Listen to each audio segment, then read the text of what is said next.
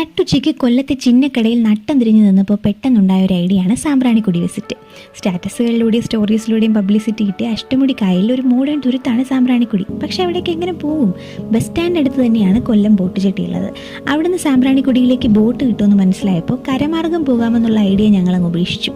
ഉച്ചയ്ക്ക് 2 മണിക്കാണ് സാമ്പ്രാണിക്കുടിയിലേക്കുള്ള government boat എടുക്കുന്നത്. ബോട്ടിൻ്റെ ടൈമിങ്സ് ഒക്കെ ഞങ്ങൾ ചോദിച്ച് മനസ്സിലാക്കിയിരുന്നു. കരമാർഗം പോകാൻ ഉദ്ദേശിക്കുന്നവർ കൊല്ലത്ത് നിന്ന് പ്രാക്കുള റൂട്ട് പിടിച്ചാൽ മതി കേട്ടോ.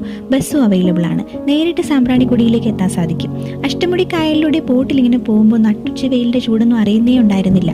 കൊക്കുകളും കൊളക്കോഴികളും ഒക്കെ വണ്ടർലായി ചെന്ന പോലെ വെള്ളത്തിൽ കിടന്ന് അറുമതിക്കുന്നുണ്ടായിരുന്നു. ബോട്ടിലിരുന്നുകൊണ്ടുള്ള കായൽ കാഴ്ചകൾ ഭയങ്കര റിഫ്രഷിംഗ് ആണ് കേട്ടോ. മനോഹരമായൊരു റിസോർട്ട് കണ്ടു. വലിയ വിളയിൽ ഫാമിലി എസ്റ്റേറ്റ് എന്നായിരുന്നു എഴുതിയിരുന്നത്. ഇതിനെക്കുറിച്ച് യാതൊന്നും അറിഞ്ഞുകൂടാത്തത് കൊണ്ട് തന്നെ ഗൂഗിൾ ചെയ്ത് നോക്കി. ചുറ്റും അഷ്ടമുടി കായൽ, നല്ല സൂപ്പർ വ്യൂ ഉള്ളൊരു റിസോർട്ടാണിത്. ടോർച്ച് ലൈറ്റ് പിടിച്ചുകൊണ്ട് നിൽക്കുന്ന സുന്ദരിയായ ഒരു സ്ത്രീയുടെ സ്കൾപ്ചറാണ് ഇവിടുത്തെ മെയിൻ അട്രാക്ഷൻ. വിളക്കമ്മ എന്നാണ് കേട്ടോ ഇതിനെ വിളിക്കുന്നത്. ഈ ശില്പം ഉണ്ടാക്കിയത് ആർട്ടിസ്റ്റ് സോളമനാണ്. പുള്ളിക്കാരൻ കടവൂർ സ്വദേശിയാണെന്നാണ് പറയുന്നത്. അതും ചെറുതുമായിട്ടുള്ള ഒത്തിരി ബോട്ടുകൾ അങ്ങോട്ടും ഇങ്ങോട്ടും പോകുന്നുണ്ടായിരുന്നു. ഈ കാഴ്ച കണ്ടപ്പോൾ 2018 പ്രളയത്തിൽ റോഡുകളിലേക്ക് ബോട്ട് ഇറക്കി രക്ഷാപ്രവർത്തനം നടത്തിയ കൊല്ലത്തെ ധീരരായിട്ടുള്ള മത്സ്യത്തൊഴിലാളികളെ ഓർത്തുപോയി. ചീനവലകളും അതിൻ്റെ വലിപ്പവും അടുത്തുനിന്ന് നേരിട്ട് കണ്ടപ്പോൾ സത്യം പറഞ്ഞാൽ നല്ല കൗതുകം തോന്നി. 6 മണിക്ക് ശേഷമാണ് വല വിരിക്കുന്നത്. അതുകൊണ്ട് തന്നെ സഞ്ചാരി ബോട്ടുകൾ വൈകുന്നേരം കഴിഞ്ഞാൽ സർവീസ് നിർത്തും.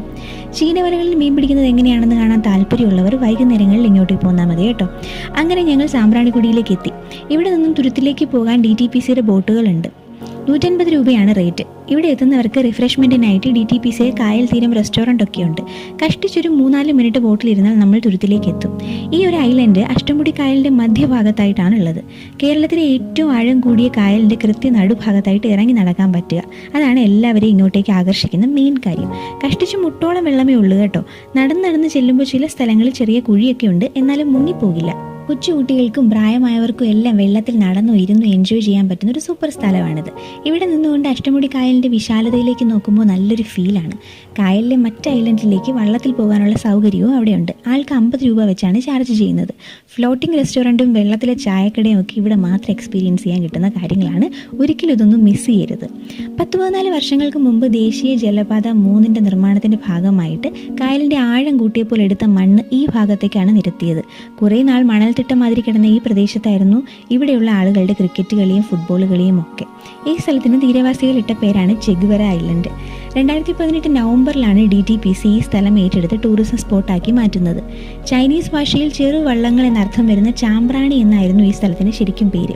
കാലക്രമേണ അത് സാമ്പ്രാണിക്കുടിയായി മാറുകയായിരുന്നു.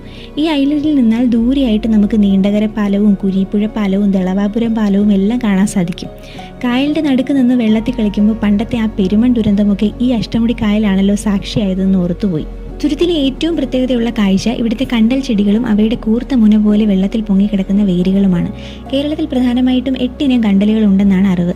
അതിൽ 5 ഇനം കണ്ടലുകളും ഈ ഐലൻഡിലുണ്ടത്രേ. ഉപ്പൂട്ടി കണ്ടൽ, ചെറു ഉപ്പൂട്ടി കണ്ടൽ, മഞ്ഞക്കണ്ടൽ, പ്രാന്തൻ കണ്ടൽ, നക്ഷത്ര കണ്ടൽ എന്നീ ഇനങ്ങളാണ് ഇവിടെ ഉള്ളത്. മഞ്ഞക്കണ്ടലുള്ള സ്ഥലങ്ങളിലാണ് മീനുകൾ ധാരാളമായിട്ട് പ്രജനനം നടത്താറുള്ളത് എന്നാണ് കേട്ടിട്ടുള്ളത്. പിന്നൊരു കാര്യം, വെള്ളത്തിൽ ചെരുപ്പില്ലാതെ നടക്കുന്നവർ കക്കയുടെ ഷെല്ലുകൾ കൊണ്ട് കാൽ മുറിയാതെ പ്രത്യേകം ശ്രദ്ധിക്കണം കേട്ടോ. എൻ്റെ കാലും മുറിഞ്ഞിരുന്നു. വൈകുന്നേരങ്ങളിൽ 1-2 മണിക്കൂർ ഈ സ്ഥലത്ത് ചിലവഴിക്കാൻ സൂപ്പറായിരിക്കും എന്നാണ് എൻ്റെ അഭിപ്രായം. സമയം വൈകിയപ്പോൾ സാമ്പ്രാണിക്കുടിയോട് ടാറ്റ പറഞ്ഞുകൊണ്ട് ഞങ്ങൾ ബോട്ടിലേക്ക് തിരിച്ചു കയറി.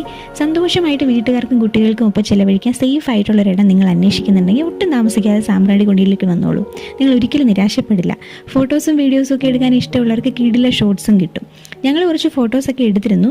എൻ്റെ ഇൻസ്റ്റാഗ്രാം പേജിൽ അതൊക്കെ ഷെയർ ചെയ്യാം. എൻലൈറ്റനിങ് ബൈ ശ്രീദേവി, അതാണ് ഇൻസ്റ്റാഗ്രാം ID. എല്ലാവരും പേജ് വിസിറ്റ് ചെയ്ത് ഫോളോ ചെയ്യാൻ മറക്കല്ലേ.